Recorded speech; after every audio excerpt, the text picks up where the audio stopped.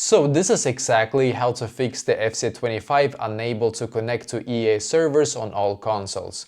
Firstly, we need to go into settings here as you can see on our console and then click on network. Then click on settings and click on setup internet connection. Now on the internet that you're connected to or the Wi-Fi that you're connected to, because I have a PlayStation 5 so I have to click on this button here. Then click on advanced settings. Change the DNS settings from automatic to manual, and the primary DNS should be 8.8.8.8 and the secondary DNS have to be 8.8.4.4. Then click on OK in the bottom right corner to re-establish connection to your Wi-Fi here as you can see. The reason why we need to do so is because this might give us even better signal than before, just so you know.